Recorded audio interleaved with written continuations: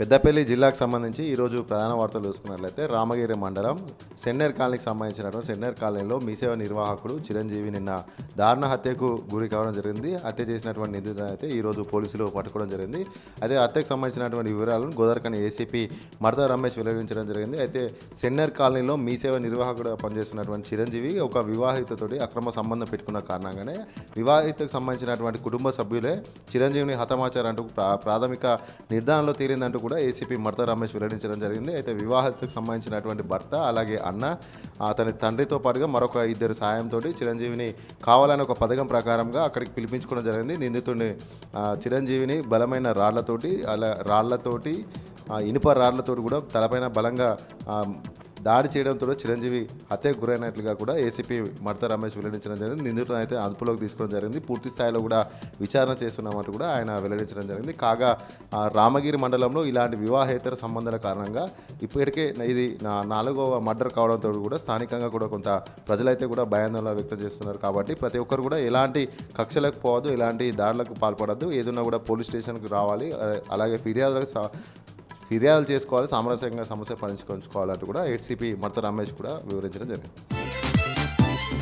అలాగే మరొక ప్రధాన వార్త చూసుకున్నట్లయితే Mancherial Warangal 4 line national greenfield highway 4 వరుసల రోడ్డు 4 లైన్ రోడ్డు నిర్మాణ పనులు వేగవంతం చేయాలంటూ కూడా తగు ఆదేశాలు అయితే అధికారులకు జారీ చేయడం జరిగింది. జిల్లా కలెక్టర్ కోయ శ్రీహర్ష, పెద్దపల్లి జిల్లా కలెక్టర్ కోయ శ్రీహర్ష నేషనల్ గ్రీన్ఫీల్డ్ హైవేకి సంబంధించినటువంటి పనుల నిర్మాణ పరిస్థితుల పురోగతిని అయితే క్షేత్రస్థాయిలో అక్కడికి వెళ్ళి కూడా పరిశీలించడం జరిగింది.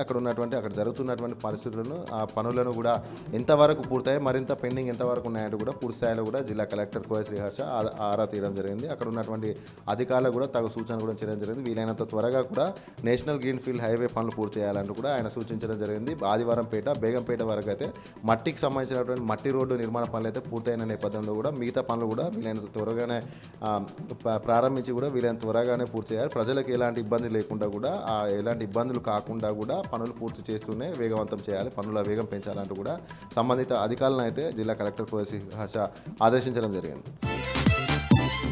అలాగే మరొక ప్రధాన వార్త చూసుకున్నట్లయితే పెద్దపల్లి జిల్లా కేంద్రంలో పెద్దపల్లి పట్టణంలో కుక్కల బెడద మరీ దారుణంగా ఉన్నట్టు కూడా స్థానికులు అయితే కూడా ఆగ్రహం వ్యక్తం చేయడం జరిగింది.